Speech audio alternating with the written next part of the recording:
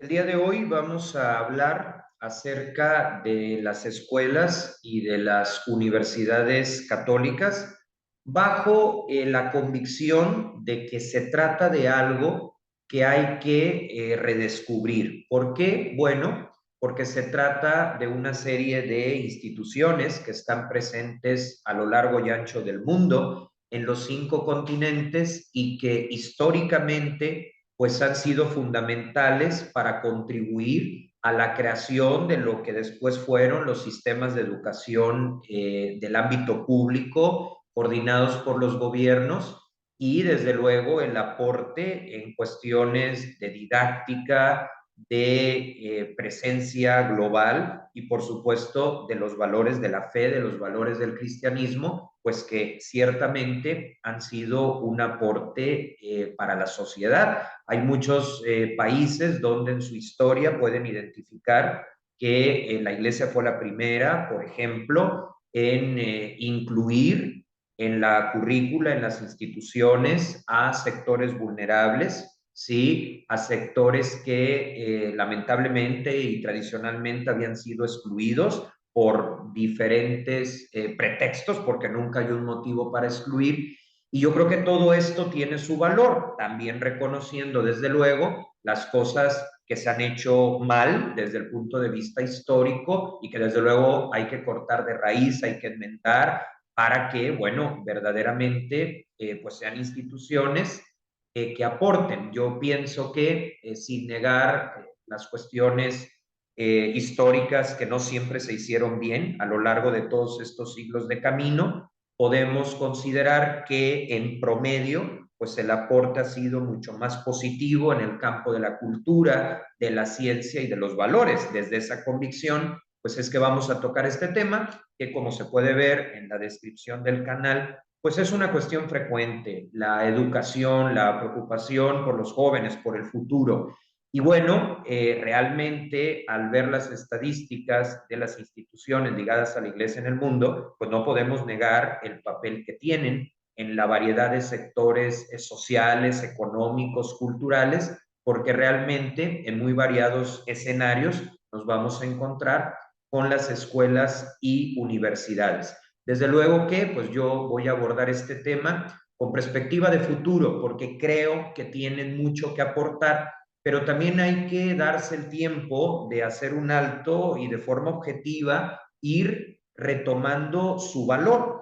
Es verdad que obviamente la cuestión educativa pues tiene diferentes proyectos, diferentes tipos de instituciones para abordarla, no solo colegios, pero es un hecho que las instituciones más completas en este sentido son las escuelas y las universidades, tanto por el reconocimiento oficial que dan, porque evidentemente la parte legal es importante en la cuestión de los diplomas, de los títulos, de la posibilidad de empleo, como también en el entendido de que son estructuras que crecen junto con los estudiantes, tienen esa capacidad de acuerdo a su edad, de acuerdo también a su nivel axiológico, pues van generando todo este funcionamiento, esta organización donde creces con el destinatario y te vas adaptando a su contexto, podríamos decir, a su edad y momento. Así que este tema pues es precisamente para seguir impulsando este tipo de instituciones,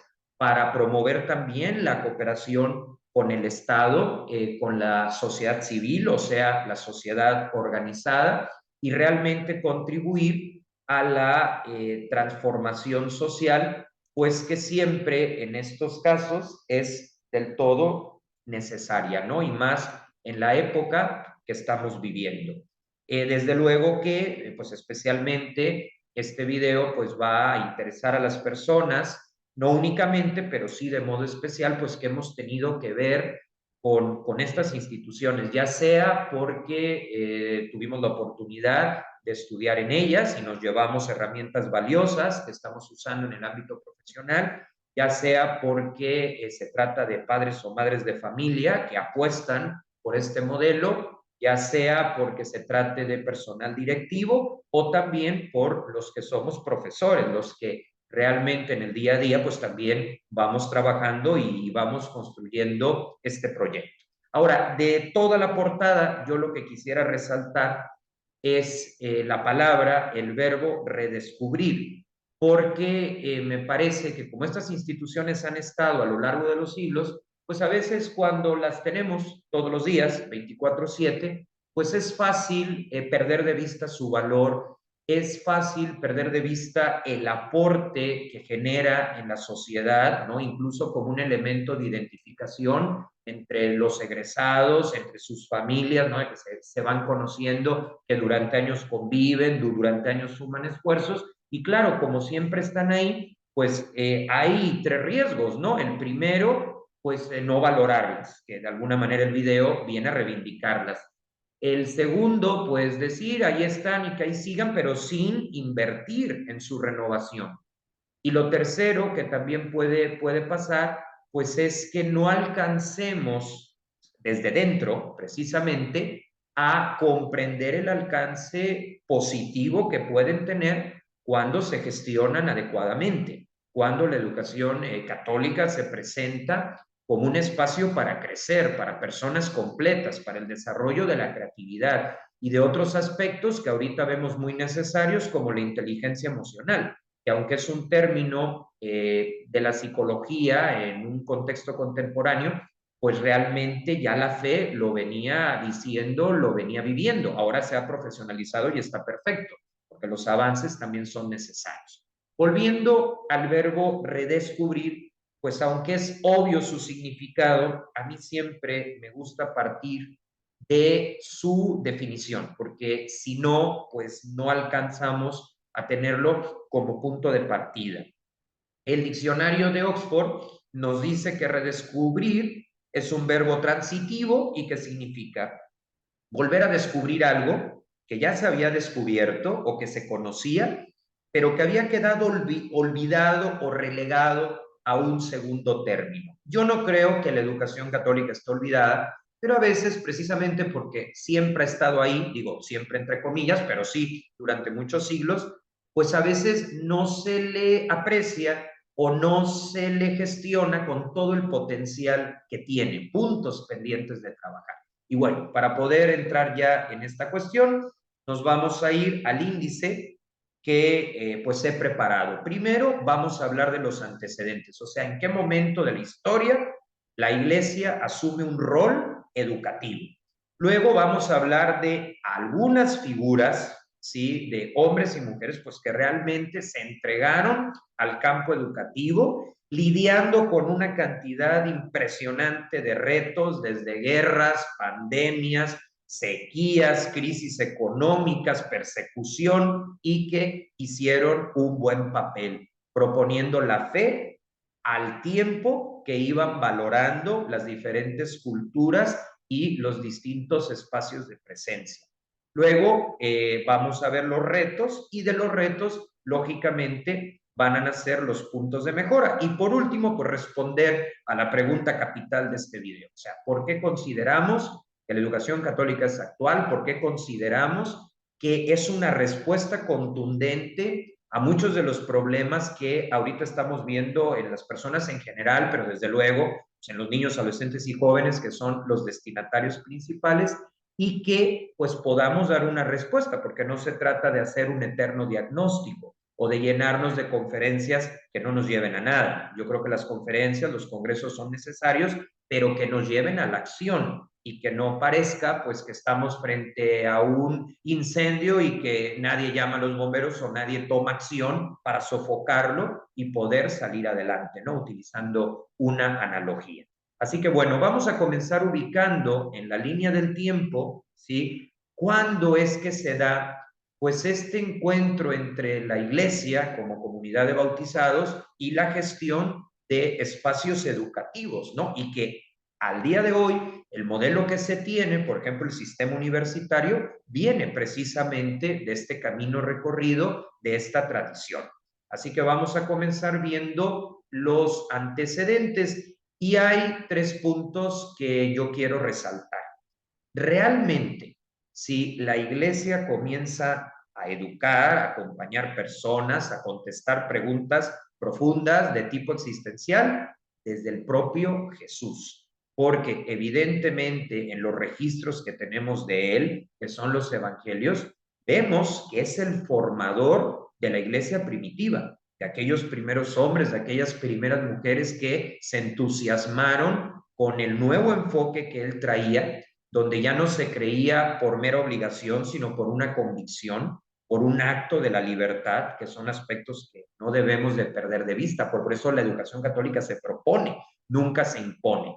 Así que la referencia base es el propio Jesús, que va formando a la iglesia primitiva. Y además tiene un elemento didáctico, un elemento pedagógico que a mí me parece sorprendente.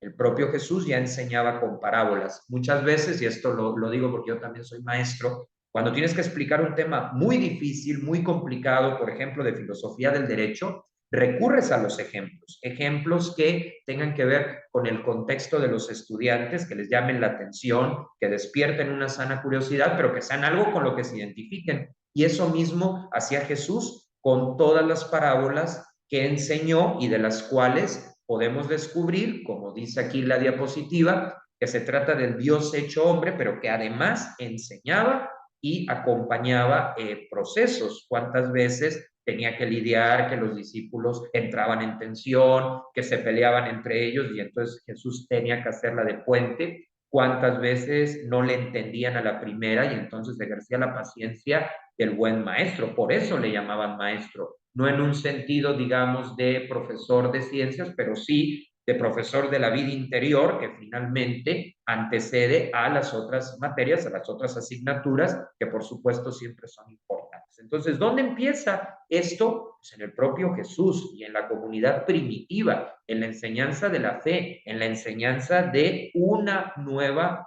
forma de vivir que no se resigne o que no se quede en los problemas que se van presentando. Ahora, esta comunidad primitiva, pues poco a poco requirió un enfoque institucional, porque si no se hubiera institucionalizado, el mensaje de Jesús habría sido manipulado o no se habría logrado garantizar su transmisión año 33 hasta nuestros días. Entonces, ya desde un punto de vista institucional, lo más parecido a como entendemos hoy la educación católica comienza con San Benito, que es el que aparece en la imagen y que funda a los benedictinos. Los benedictinos hasta el día de hoy combinan la vida monástica, ¿sí? Con el famoso ora et labora, o sea, la oración y el trabajo con la docencia.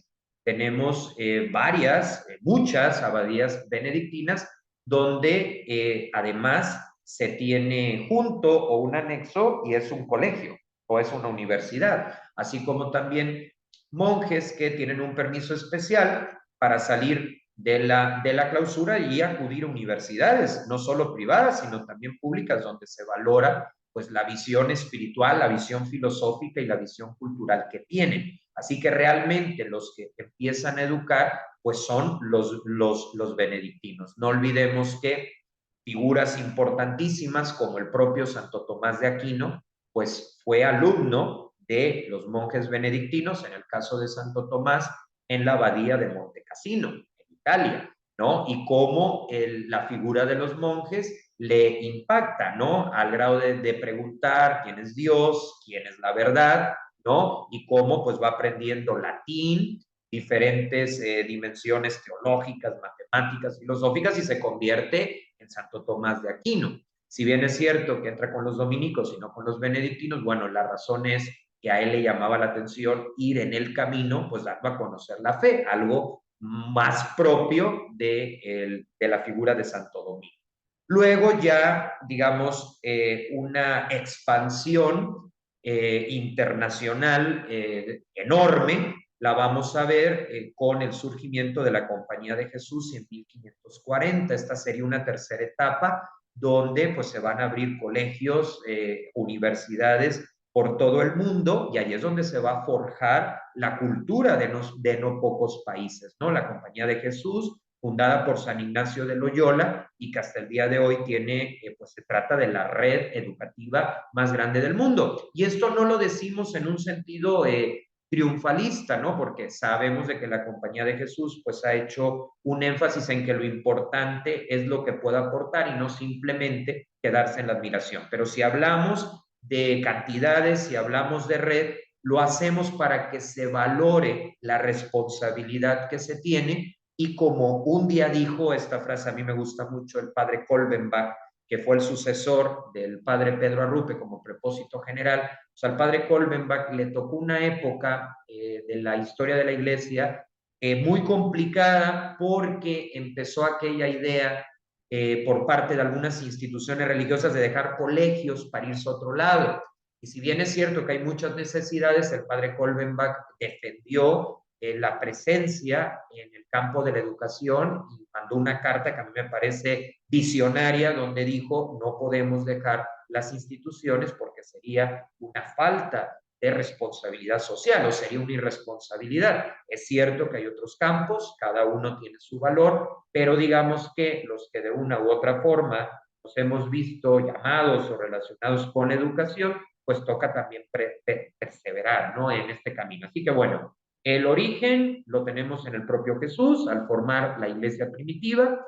De ahí viene un desarrollo institucional con el aporte cultural de los benedictinos a partir del 529 después de Cristo y un proceso de expansión internacional y de modernización con los colegios y universidades de la Compañía de Jesús en 1540. Y desde luego, después de todo esto, un número importante, y desde aquí, que esto también sirve un homenaje para todas aquellas congregaciones femeninas que a lo largo de la historia han creído en la educación, han invertido tiempo, recursos, capacidades, y que es el papel de las congregaciones religiosas femeninas que se han dedicado a la educación. No hago una lista porque verdaderamente cometería una injusticia, porque seguro me faltaría alguna, pero también el aporte, pues, desde luego, de las mujeres en este campo, que ha sido decisivo y que también ha permitido modernizar y tener otro enfoque de los modelos pedagógicos. Y bueno, en la actualidad, porque también hay que hablar del momento presente, pues estas instituciones continúan ahora bajo un nuevo esquema que a mí me parece excelente, que es el de la misión compartida con los laicos, es decir, las órdenes religiosas y las congregaciones, de acuerdo a sus números, de acuerdo a sus posibilidades, están presentes en los colegios, pero lo comparten con los laicos y les van transmitiendo su identidad y su pedagogía. Claro que en este punto hay que hacer un comentario.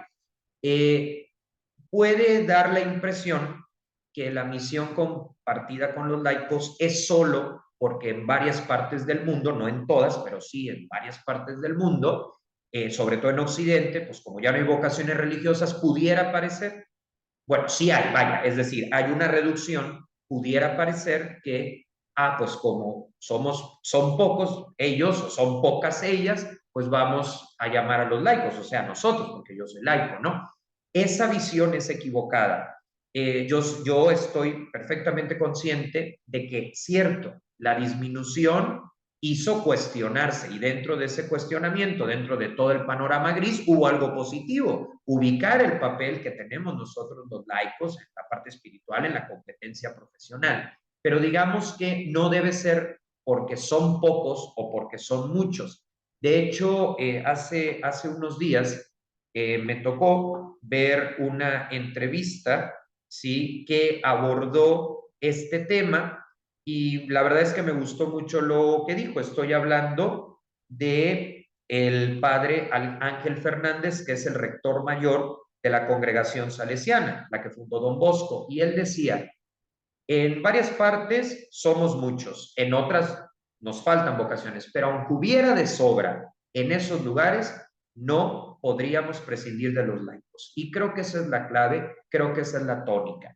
No es que los religiosos dejen la escuela, no, no, que estén en la escuela, hasta donde los números se los permitan, la salud, las condiciones, pero aparte con los laicos para que haya verdaderamente pues ese complemento que también a los estudiantes que se van planteando qué hacer con su vida, pues puedan ver no solo un camino, sino varios y además en complemento. Así que básicamente podemos dividir en 4 etapas este tipo de instituciones. La primera etapa, el propio Jesús, con la iglesia primitiva, no tenía colegio, pero ya hacía labor de pedagogo. Luego los benedictinos en el 529, una tercera etapa con la Compañía de Jesús y la genialidad, hay que decirlo, de San Ignacio de Loyola a partir de 1540, la presencia también en este tenor de las congregaciones femeninas que han sido mayoría y ya la actualidad que ellos y ellas continúan, pero junto con nosotros. Y eso creo que también es un elemento, una riqueza que no hay que pasar por alto. Pues esta es la base, no es algo improvisado y eso también da experiencia.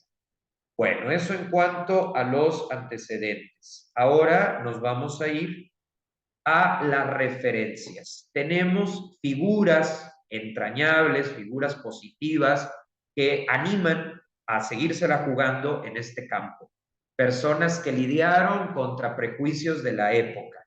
Personas que, como ya dije, tuvieron que enfrentar una gran cantidad de retos, pero que sentaron la base de instituciones educativas que luego fueron asumidas por los gobiernos de los diferentes estados, pero que tomaron todo el aporte valioso de estas figuras, ¿no? Aquí pues habría que destacarlas para darnos cuenta de la raíz que tenemos a nivel iglesia y que pues no se está improvisando, que no se parte de cero, sino que ya hay un camino recorrido y que todas estas personas que han sido vidas ejemplares nos pueden servir para hacer relecturas, es decir, habrá cosas que son muy de su tiempo y que ya no nos aplican hoy, pero yo creo que la esencia, esa siempre será válida y siempre será una orientación como para ir tomando pistas de qué hacer, pues cuando nos vemos en un salón de clases donde pues hay desánimo, cuando nos vemos en un salón de clases donde el rendimiento pues no es el mejor, digo,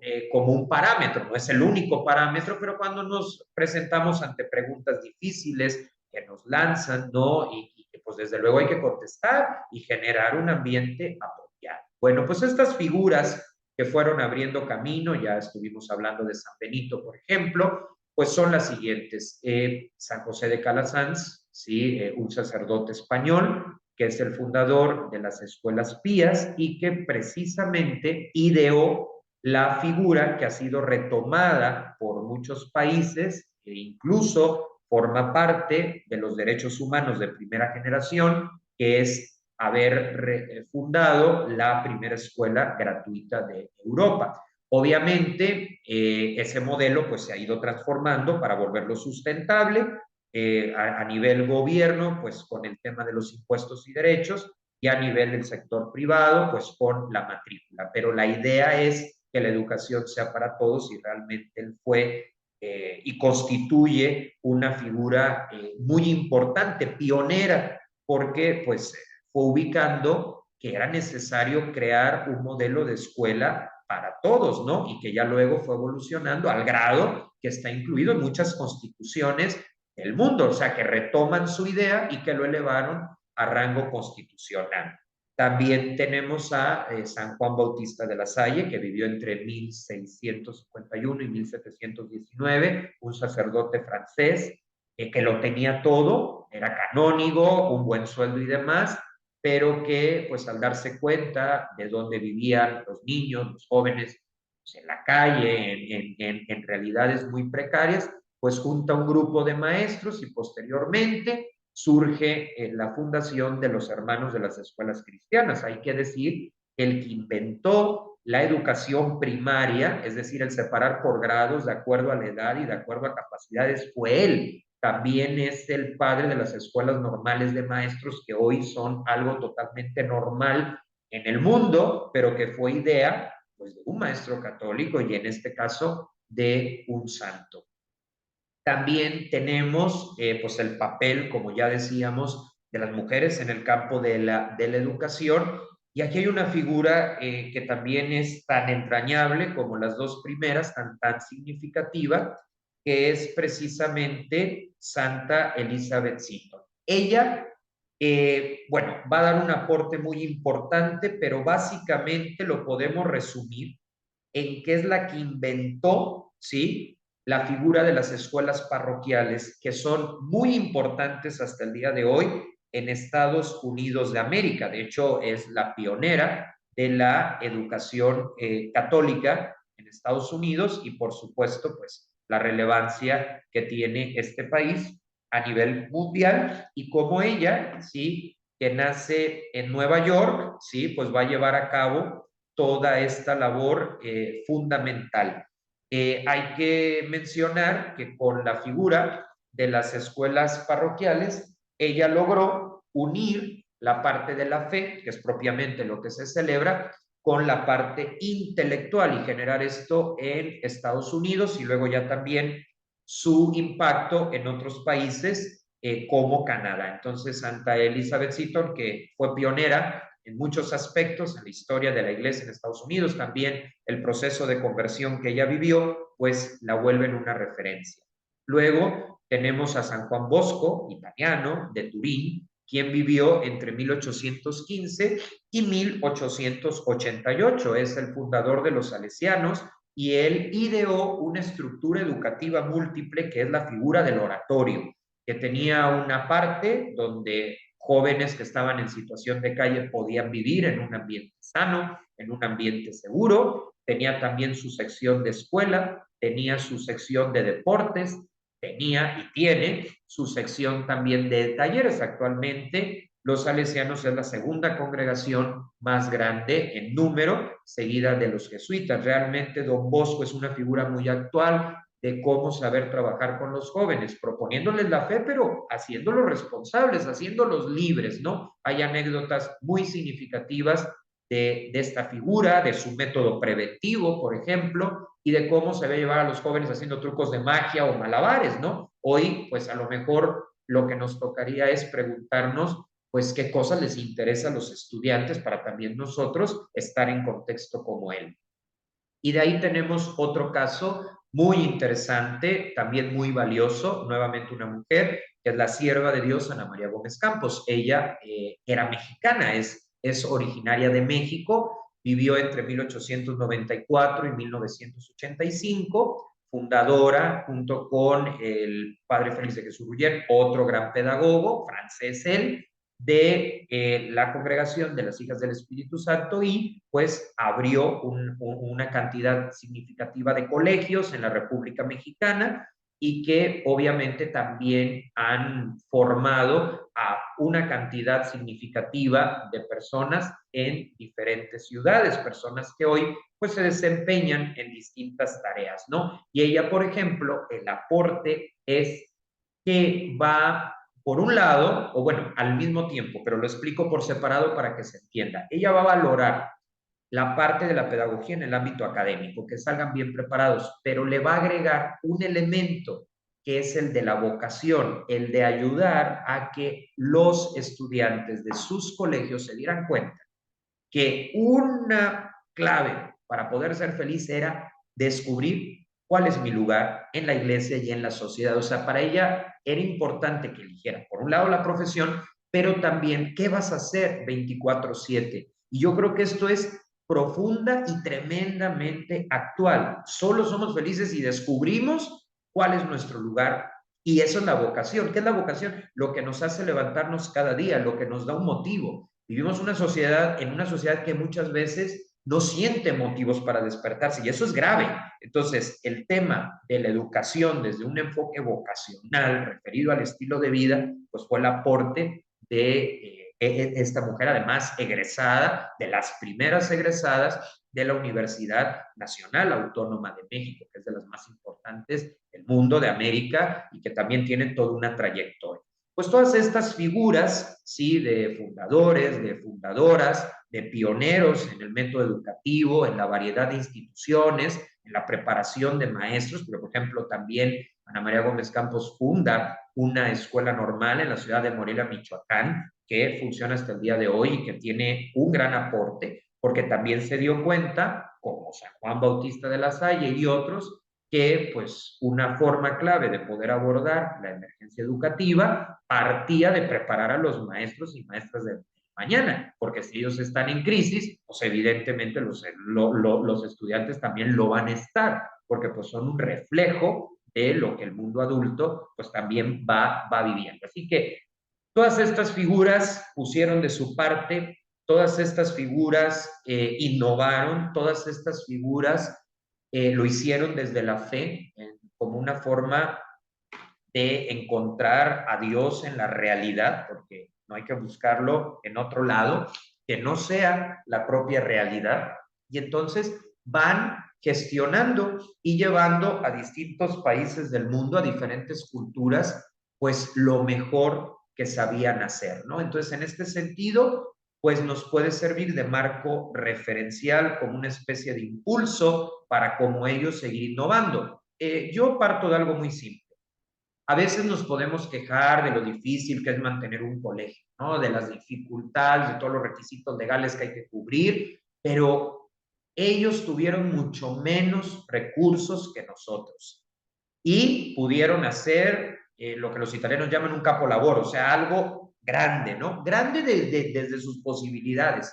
Entonces, en este sentido, si ellos con menos recursos pudieron, pues ahora sí que nosotros no tenemos pretexto. Y eso es importante, porque obviamente es un campo que desgasta, es un campo con el que tienes que estar muy identificado para poder realmente vivirlo, ¿no? Y aquí lo relevante es, pues, que la escuela siempre va a ser necesaria, y no solo desde el punto de vista académico, que desde luego es importante, sino también como espacio de convivencia. Lo vimos en la pandemia. Ahorita hay un tema de salud mental en general, pero especialmente en niños, adolescentes y jóvenes, depresión y ansiedad, que obviamente se tiene que atender, espacios terapéuticos, etcétera, pero que en gran medida fue porque por las circunstancias, pues ellos, o sea, los que ya habíamos pasado por ahí, pues estos dos años con largas cuarentenas que entiendo eran necesarias porque permitieron espaciar en lo que había el desarrollo de vacunas, etcétera, pero que, por ejemplo, a nosotros no nos tomó en una parte de la vida donde apenas se estaban construyendo las relaciones sociales. A ellos sí, y se les interrumpe, ¿sí? Obviamente con motivos justificados por el caos que ha sido.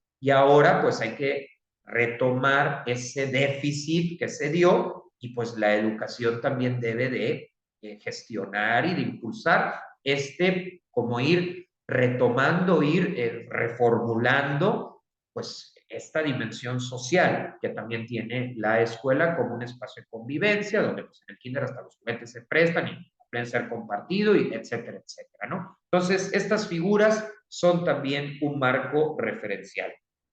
Ahora, ya dando paso, podríamos decir, al momento presente, pues viene la parte de crítica constructiva, siempre constructiva, porque si no es constructiva, no nos lleva a nada.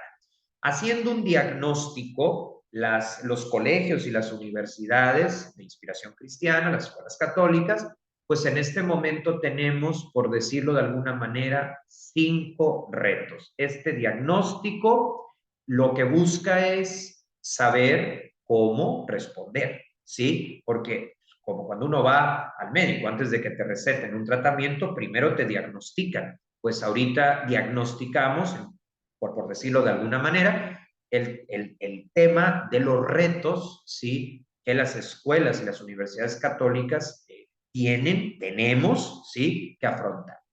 Un reto es el secularismo, otro la competencia, otro que para mí podría ser el más preocupante, la pérdida de identidad o el riesgo a perderla, mantener la mejora continua y replantear la pedagogía de la pastoral en general. A ver, empezamos por el primero, el secularismo. Ok, ¿qué es el secularismo? Bueno, que avanza en la sociedad una mentalidad que o bien prescinde totalmente de Dios o busca encontrarlo fuera de los espacios donde pues tradicionalmente se encontraba, como es la iglesia. Ahora, aquí hay que entender que es interesante que la gente busque a Dios, ¿no? No lo vamos a delimitar a las 4 paredes de la iglesia, pero hay que reconocer, ¿sí? Que ir a Dios sin la iglesia, pues también puede, o de hecho trae el riesgo de hacerse un Dios a la medida. Por lo tanto, si ese Dios al que estamos siguiendo es Jesús y Jesús fundó la iglesia, pues lo lógico es, si lo acepto a él, acepto su obra. Pero bien, eso aclarándolo, porque la idea no es pues que prescindamos de la iglesia, no, sino reconocer que por el secularismo se pueden dar estas dos vertientes. O bien que Dios no interese, o bien que se le busque, lo cual en principio no está mal, pero sin reconocer las fuentes o sin reconocer el sentido de comunidad o sin reconocer pues el lugar en donde está ese punto de contacto con él. Es verdad que Dios está en todas partes, pero también es cierto que hay los sacramentos, ¿sí? Y que dan un sello de mayor compromiso, de mayor profundidad. Bien, ¿el punto cuál es? Que al aumentar el secularismo, se disminuye, lógicamente, la cantidad de padres de familia pues, que van a buscar una escuela católica. ¿Sí? Antes, sí, que no había tanto secularismo, buscaban a las escuelas católicas por sus valores o por su filosofía. Hoy eso sí sigue existiendo en varios países, pero ha cambiado la realidad y ya no lo tienen tan claro. Entonces, Carlos, ¿qué hacemos? ¿Cerramos? Por supuesto que no. Sí, ahorita vamos a decir cómo enfrentar esto, pero hay que reconocer que ya no basta el letrero que diga escuela católica. ¿Sí me explico? ¿Por qué? Porque hay esta cuestión de que muchos padres de familia ya no lo tienen tan claro, ¿sí? Ese es un reto. En la siguiente diapositiva viene la respuesta al reto para que no nos quedemos simplemente en el diagnóstico. Otro segundo reto es la competencia. Hay muchísimas escuelas que antes no había. Por ejemplo, en América Latina, durante muchos años, en ciudades, digamos, de tamaño medio, pues había 3 escuelas católicas o 2, y todo el mundo iba a estas 2. Digo, todo el mundo que estuviera, digamos, cerca y que, bueno, también se pudiera financiar, ¿sí? Ahora de pronto, pues ya no hay esas 2, hay otras 10 y en total hay 15, 20, 35, 50, de todos los sabores, por decirlo en sentido figurado, ¿no? La competencia no es mala, ya lo veremos ahorita más adelante. De hecho, yo siempre he creído en la competencia. ¿Por qué? Porque si bien es cierto que pues ya esas 2 escuelas no son las únicas y por lo tanto el alumnado ya es un reto mayor, pues es bueno que haya competencia porque hay que reconocer que cuando eres la única opción o solo hay 2 opciones, pues te quedas estancado, te quedas cómodamente. Entonces la competencia ha llevado a despertar y la verdad es que se está dando algo muy bueno. Escuelas católicas que se están remodelando, que están mejorando en plataformas digitales porque están despertando. Pues Dios se valió de la competencia para hacernos despertar y yo creo que eso es sano. O sea, la idea no es eliminar la competencia, los monopolios no. La idea es, pues, que tengo que hacer algo frente, sí, a la escasez, que muchas veces en algunas ciudades pues hay más opciones educativas que alumnos, ¿no? Entonces, en ese sentido, está. Otro de los retos es la pérdida de identidad. Pues hay muchos motivos. A veces se reduce el personal religioso y este no lo ha transmitido a los laicos. A veces, pues puede haber un buen número importante, tanto de uno como otro, pero se descuida el estudio y la profundización de la identidad. Otras veces es un cierto complejo de inferioridad, de qué van a decir, vamos a sonar anticuados, y pues eso sí es un riesgo, ¿no? Porque si se diluye la identidad, perdemos el factor diferencial que voy a explicar en la siguiente diapositiva. Otro reto es mantener la mejora continua, porque a veces pesa la burocracia interna, porque a veces pues se cae en el autoengaño de creer que todo va bien y entonces se va falseando el proceso de mejora. Y otro de los retos pues es la pastoral en general, concretamente la clase de religión, que pues necesitamos retomar ciertas cosas que se quedaron en el camino, porque obviamente los estudiantes de ahorita, si ya tienen cierta edad, 17, 18 años, y les sigues poniendo dinámicas de alguien de 5 años o de 4 años, pues claramente que te van a mandar a volar y claramente no va a haber una experiencia de encuentro con Dios. Entonces, hay que ir viendo modos de acercar a Dios, pero también con argumentos. No estoy diciendo por ello que haya que caer en la rigidez, no estoy diciendo por ello que todo se reduzca a lo intelectual, pero es un hecho que no va a haber experiencia si antes no se conoce, y para conocer hay que dar razones. Digo, lo dice el propio apóstol Pedro en su carta, razones de nuestra esperanza. O sea, esto tiene fundamento, no es algo que se nos ocurriera 2 o 3. Entonces, estos son los retos, vamos a decirlo así, las áreas de oportunidad. O sea, son problemas, ciertamente, pero que si los trabajamos se vuelven un trampolín a cosas mucho mejores, mucho más desarrolladas y con la creatividad que se necesita. Entonces, estos son los retos, son los baches que nos estamos encontrando y que es una realidad. Quien no lo vea, pues, está viviendo fuera del contexto y Dios nos quiere en el contexto. Eso es algo bien importante. Bueno, por cada uno de estos retos va la respuesta, ¿sí? A ver, el secularismo lo vamos a responder con renovación integral, la competencia con el factor diferencial, la pérdida de identidad con conocer y practicar el carisma, el riesgo de no mantener la mejora continua con procesos de certificación. En cuanto al reto de replantear la metodología de la pastoral, con una pastoral desde la fe, la razón, la liturgia y, claro, el compromiso social, porque si no, nos volvemos ideólogos y eso tampoco. Bien, aquí está el asunto. El secularismo es una realidad, ¿sí?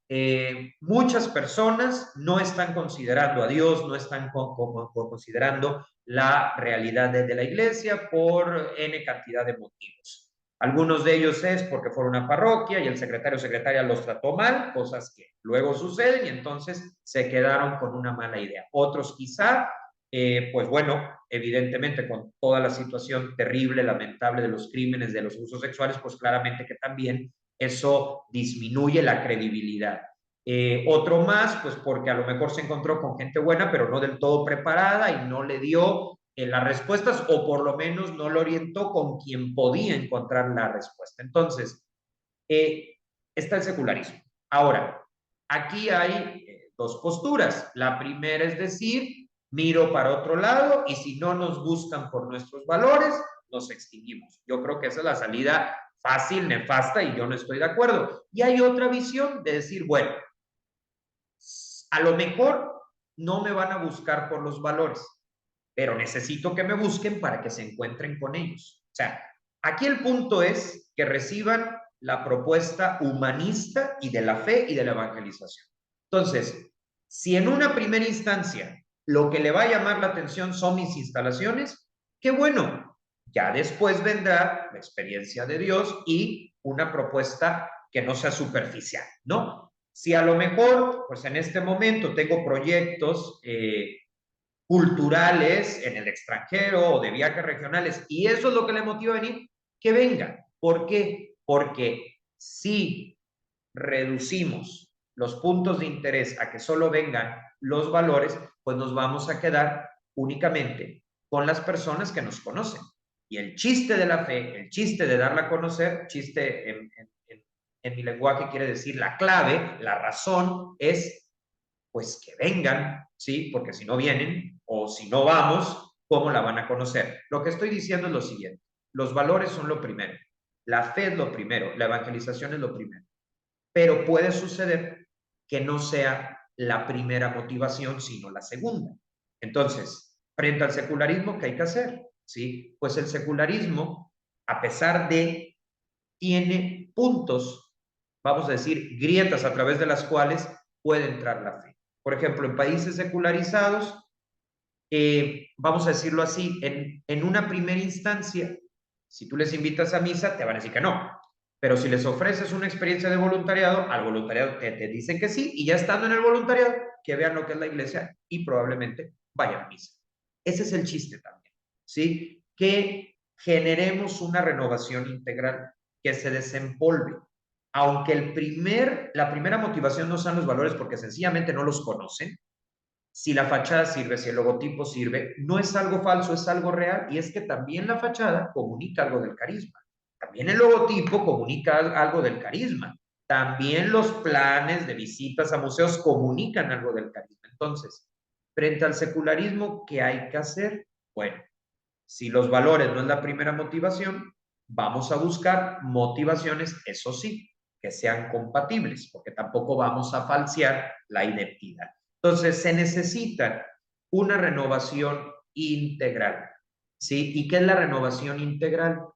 Renovar la forma, fachada, planes de estudio, tipos de actividades, pero conservando el fondo. Entonces, la forma va a hacer lo que les llegue. Y ya cuando, por una validación de la forma, se abran a la posibilidad, llegará el fondo. Pero definitivamente, esperar a que con una fachada sin mantenimiento tengan, no creo que suceda.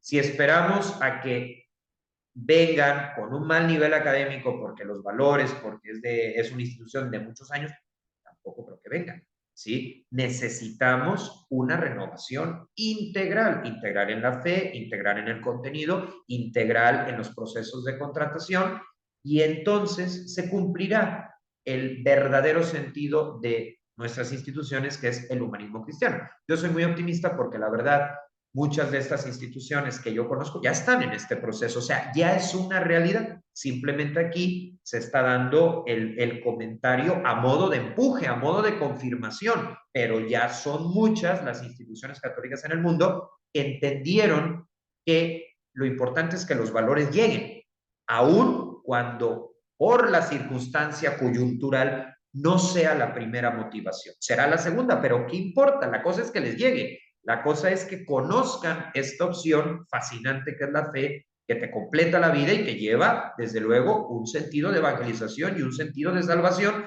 que conecta con todas las áreas de la vida. Bien, luego, hay mucha competencia. Es una realidad. Ya no somos los únicos. Qué bueno, porque al ser los únicos, que tampoco era algo que se buscara, sencillamente no había quien dijera yo, ¿sí? Pero cuando eres el único, cuando no hay competencia, pues no mejoras. ¿Por qué? Porque no hay nada del exterior que te haga caer en la cuenta de esto, lo estás haciendo mal, porque como no hay otra opción, pues te conformas. Entonces, ¿qué tienen que hacer las instituciones de inspiración cristiana? Identificar el factor diferencial. Es decir, vamos a suponer, en una ciudad hay 50 colegios, ¿no? Bueno, todos se dedican a educar, todos tienen primaria, secundaria, bachillerato, todos tienen clases en otro idioma, de informática, de computación, de arte, perfecto. Eso es normal. Pero aún ofreciendo el mismo tipo de servicio, hay algo que se llama factor diferencial. ¿Qué es el factor diferencial? Lo que me permite mostrar como la especialidad de la casa. ¿Sí? Por ejemplo, ¿cuál es el factor diferencial de los colegios católicos? Pues que tienen la perspectiva de fe y la perspectiva científica. Tienen las dos cosas. Tienen elementos para trabajar el ámbito interior, que ahorita es donde surge la inteligencia emocional, donde surge la fortaleza, donde surge la asertividad. Entonces, tienen la parte académica, tienen la parte humana, tienen la parte artística, porque además la iglesia está llena de artistas también. Entonces, ese es el factor diferencial, la trascendencia, el encuentro con Dios, pero hay que saber distinguir. Ok, tú haces un festival, yo hago otro. Bueno, ¿cuál es el factor diferencial? En este festival hay todo un mensaje de fondo, se ha trabajado la interioridad y digo, no es que solo las instituciones católicas puedan trabajar la identidad, pero es la especialidad de la casa, es donde más experiencias se tienen, ¿por qué no tomarla? ¿Por qué no ponerla sobre la mesa? Entonces, frente a la competencia, ¿cuál es el factor diferencial? Tenerlo claro e impulsarlo. Luego, frente a la pérdida de identidad, esto es terrible. O sea, que en una institución se enseñe algo en contra de su objetivo fundacional es una especie de suicidio institucional. Y pasa, ¿por qué? Pues porque cuando se da la fundación, pues lógicamente está todo el impulso inicial, pero ese impulso hay que mantenerlo. Pues es como una planta, si nunca la riegas, pues se te va a morir, ¿no? Entonces, ¿qué hacer ante la pérdida de identidad?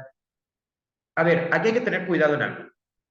Cuando hay pérdida de identidad, lo primero es reconocer que la hay. ¿A qué le llamo pérdida de identidad? Pues que efectivamente no hay ratos de espiritualidad, no hay momentos de descubrir a Dios en el arte, no hay profesores a lo mejor que sepan dar razones de la fe ante las preguntas antropológicas, filosóficas. Pues eso es también de que se va diluyendo, o el fundador y la fundadora, claro, cuando han tenido vidas ejemplares, por supuesto, pues quedan ahí como piezas de museo y nadie les habla de ellos, no se hace relectura. Bueno, esto es pérdida de la identidad. Pero aquí viene el detalle. Lo primero es reconocerlo, ¿sí? Y lo segundo es, si ya lo reconocí, pues emplear el tratamiento adecuado. ¿Por qué? Porque algunos, cuando identifican la pérdida de identidad, la aceptan, pero quieren resolverla con ideología. Y eso es peor que la misma pérdida de identidad, porque la ideología nos puede llevar a dos extremos: al relativismo, donde todo da igual, pero también nos puede llevar, y en esto el Papa Francisco tiene toda la razón, también nos puede llevar a la rigidez, también nos puede llevar a obsesionarnos con un esquema, ¿sí? Con una cuestión, digamos, de vivir fuera de la realidad, ni una cosa ni la otra. O sea, el cristianismo no es ni de izquierda ni de derecha, no es relativista ni, ¿cómo decirlo?, ni anticuado o carca, no, es precisamente equilibrado.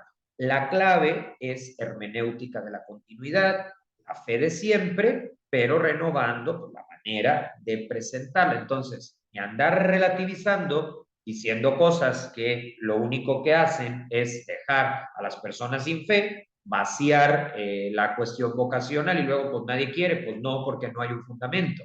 Pero también el otro extremo de encerrarse y solo desde el encierro, porque incluso las comunidades de clausura siempre están en contacto a través del locutorio con la realidad. Entonces, en ese sentido, la clave está en conocer y practicar el carisma. Se me ocurren tres formas: pues tener a la mano los escritos de los fundadores, repito, cuando se tiene el regalo de fundadores o que ya están canonizados o que están en proceso de, o que tienen vida ejemplar. Conocer qué pensaban, conocer sus reflexiones, sus escritos, a lo mejor no de golpe, sino con ediciones críticas donde alguien les pone en contexto y les explica. Otra opción son talleres. Otra opción es subir a la plataforma material atractivo y que cada quien en su horario, porque hay que reconocer de que también se tienen otros trabajos, pues se pueda ir descargando y dar un seguimiento. Pueden programarse en las plataformas los cursos, cubriendo ciertas actividades y pues sobre todo conocer para vivir el carisma. Por supuesto que pues cada persona dentro de la institución va a llevar su ritmo, pero si alguno, por ejemplo, no lo vive, que por lo menos lo conozca y lo respete, y eso sí, no esté en lugares estratégicos, como por ejemplo, pues el área de pastoral. Claro que tiene que haber una identificación, ¿sí? Pues es lógico. Bueno, otro de los puntos es cómo mantener la mejora continua. Pues yo creo que es correcto, y muchas instituciones lo están haciendo, procesos de certificación. Hay de dos tipos, ¿no? La certificación, digamos, externa, que es la que algunos países piden en su legislación, que te da mucha claridad porque es gente experta que ayuda a otros colegios y que te puede decir, mira, esto lo puedes hacer de otra manera. Pero también es importante que al interno de cada congregación o al interno de cada organización se evalúe. Es decir, está bien que alguien de fuera me lo refleje, pero también desde dentro yo tengo puntos que puedo ubicar y que puedo mejorar. Y esto sí, en todos los ámbitos: administrativo, académico, pastoral, bueno, a mantenimiento, capital humano, lo que se requiere. Y luego, pues el tema de la pastoral. La pastoral no solo es la clase, son muchos otros elementos. Podríamos decir que aquí la recomendación sería, que hay instituciones que así lo han hecho, que el área de pastoral tenga, por decirlo así, dos subdirecciones o subcoordinaciones. Una, que sea la que organice los espacios de celebraciones y los espacios extraescolares, como puede ser un retiro, una peregrinación, irse de misiones, y haya otro brazo que se ocupe de la parte académica, propiamente de los talleres de religión, ¿sí? ¿Por qué? Bueno, porque quizá pone a la misma persona haciendo las dos cosas, pues no tiene en cuenta que hay variedad en el sistema de inteligencias, de creatividad. A lo mejor a mí me pasa. Yo pues soy bueno dando una clase, pero a lo mejor animando en un evento, pues no doy una, y no por eso se descarta. Entonces, aquí es importante cuidar estas cuestiones, entender la edad y el contexto de los destinatarios, como lo hacía Don Bosco, y yo pienso que en los puntos de mejora se tiene que trabajar, no porque no se está haciendo, ya se está haciendo, pero hay que confirmarlo y hay que relanzarlo. Una pastoral de 4 características. Fe, pues, obvio, esto es necesario O sea, se tiene que entender que se está compartiendo el mensaje de Jesús. Y de forma explícita, sin complejos de inferioridad, sin andar disfrazando lo que se es. Pero también, o un segundo elemento, que ya Juan Pablo II lo pedía en aquella famosa encíclica Fides et Ratio, Fe y Razón, que también se explique que la fe, una parte desde luego es misterio y por ende es inaccesible, pero también hay otra que es razonable. Aquí, pues en las clases se tienen que tomar elementos de autores tanto antiguos como puede ser la patrística, como la escolástica, el propio Santo Tomás de Aquino, y autores actuales, modernos, como los libros de Joseph Ratzinger, hoy Benedicto XVI, se me ocurre. Entonces, aquí, ¿qué se debe de hacer? Yo, por ejemplo, cuando me han tocado estos temas de fe y razón, siempre les digo, miren, el método de Santo Tomás es muy bueno. ¿Qué hacía Santo Tomás? Lo que se decía de Dios, lo descubría en la naturaleza. Y entonces decía, si está en las dos, viene de él. Por ejemplo, se dice que Dios es infinito, busco en las matemáticas el infinito y lo encuentro por la numeración y por el propio signo de infinito. Si me hablan de que Dios es amor, a ver, en la naturaleza, ¿dónde lo veo? Ah, pues, por ejemplo, en la amistad, que es un derivado de, pues si existe aquí, existe allá. Entonces, esto es razonar también la fe, que es importante.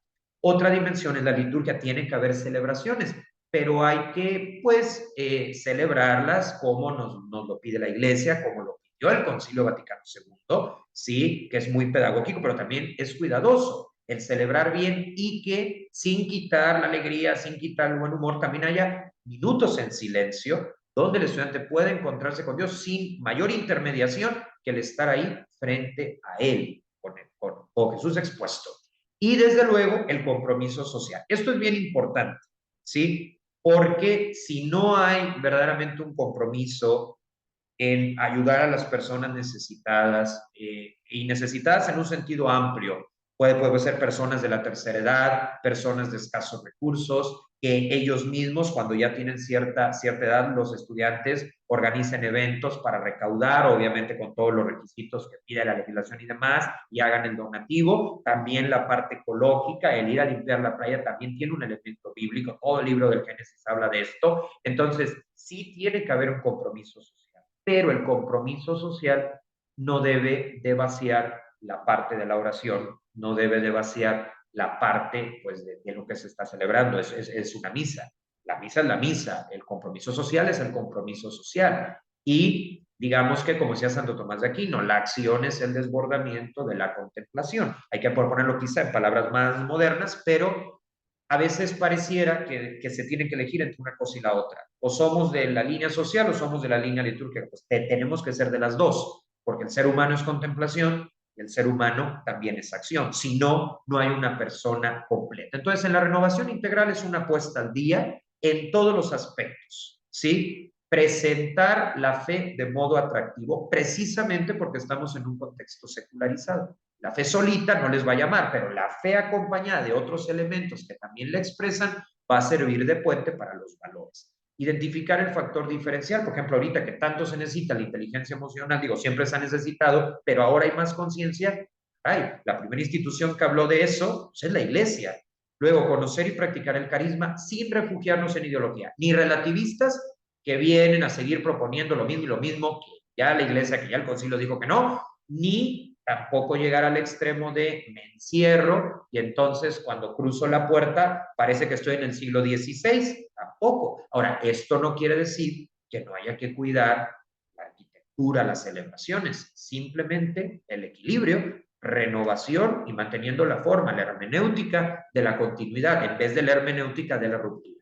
Procesos de certificación, tanto externos como internos, y que el enfoque pastoral, que sí es cierto, es el centro de la acción educativa, pues tenga estos elementos, la fe, la razón, la liturgia y el compromiso social para que no se quede como algo desarticulado o poco conectado con el día a día. Y bueno, después de todo este recorrido que hemos hecho, pues podríamos decir de pasado, presente y futuro, pues llega el momento de responder a la pregunta. En medio de todos estos retos y en medio del trabajo grande que se está haciendo y que me consta, a mí la verdad es que ver a las congregaciones y otras instituciones ponerse al día, pero conservando su esencia, es algo que también te anima a ti en lo personal. Entonces, actualidad.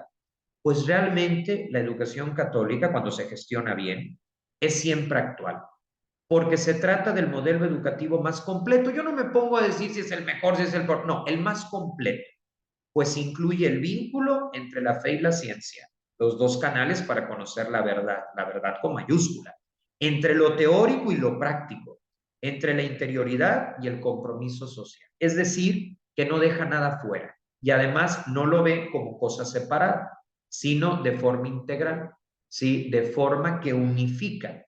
A mí ya quizá la expresión educación integral, pues ya es algo que llevamos años o siglos hablando de ello. Yo más bien hablaría de personas completas, ¿sí? Y personas completas quiere decir que logran tener un buen desempeño académico, pero que también aprenden a lidiar con las frustraciones de la vida, aprenden a salir adelante cuando pues, todo parece gris. Yo creo que realmente el rol es lo académico, por supuesto, pero también la interioridad, el poder ser felices, el poder disfrutar. Ahora, disfrutar la experiencia de la escuela es algo muy importante, es muy importante, pero para que eso se produzca hay que evitar los extremos. El extremo de decirles a toque sí y no exigir nada y tal, y el extremo de una cuadratura de que no sirva. No, no. La persona es persona y por lo tanto se trata de un organismo vivo, ¿no? Con creatividad, con intereses, entonces hay que encauzar. Esa sería la palabra clave. Y bueno, en realidad es una respuesta, ya lo decíamos, que ayuda a formar personas completas. Pues el mensaje de fondo de este video es reconocer el pasado, ¿sí? Las raíces para no perder de vista lo esencial porque eso es importante, cuando tenemos claro lo esencial, no nos vamos a refugiar en las ideologías, sino que realmente se ve la riqueza y se vuelve atractivo. Entonces ya vimos el pasado, ¿no? Que nos remonta al propio Jesús con sus parábolas, ya vimos un recorrido rápido de fundadores, de personas que verdaderamente son héroes de la educación, ¿sí? Que nos sirven de referencia pues a los que estamos aquí en este momento plantados. También estuvimos hablando de los retos, ¿sí? A los que nos enfrentamos y verlos de frente y sin miedo. Y las propuestas de solución. Obviamente ustedes en los comentarios pueden matizar, pueden agregar. Esto es una voz que no es mía nada más, sino de, pues ya hay un consenso, ¿no? Personas que nos vamos dedicando, pues, en cierta área o en cierto momento del día a estas cuestiones, vamos viendo que por ahí va. Y sobre todo la perspectiva de futuro, porque aquí nadie habla de retirarse como tal o de cerrar. Quien habla de cerrar o de retirarse es porque no actúa a tiempo o porque, como diríamos ahora en el fútbol de extra mundial, porque no le tiene el amor a camiseta. Pero cuando se le tiene realmente aquí la palabra en dado caso o es abrir o es renovar. Yo creo que en este momento es renovar y luego, claro, abrir. Pero pues hay esto y creo que vale la pena porque volvemos a lo mismo, no es una educación sesgada, es una educación en libertad y además genera pensamiento crítico, porque quien tiene una fe profunda o que se va profundizando, no va a ser presa de un eslogan, no va a ser presa del miedo, no va a ser presa de engaños, sino que va a tener una claridad, claro, una claridad, pues que a lo mejor algunos asumirán, otros dirán, pues no me interesa, pero al final de cuentas la propuesta se tiene que hacer, pero una propuesta donde también se te forme para la vida y para el éxito. ¿Cómo que para el éxito? Sí, el éxito entendido desde los valores, o sea, un éxito basado en el esfuerzo y no en pasar por encima de los demás. Entonces, eh, ¿cómo se entiende el éxito, no? En clave de fe, personas completas. Ese sería el verdadero mensaje para no confundirlo con alguna cuestión que pueda quedar como superficial. Entonces yo creo que este empuje, que ya es una realidad, o sea, lo que aquí se está diciendo, ya está sucediendo. Lo que nos podría faltar es un poco más de ritmo, un poco más de, pues hasta cierto punto, velocidad, aunque tampoco se trata de andar improvisando, pero realmente es eso, renovar la forma conservando el fondo. Y con ello, ¿verdad? Estaremos en condiciones de seguir aportando.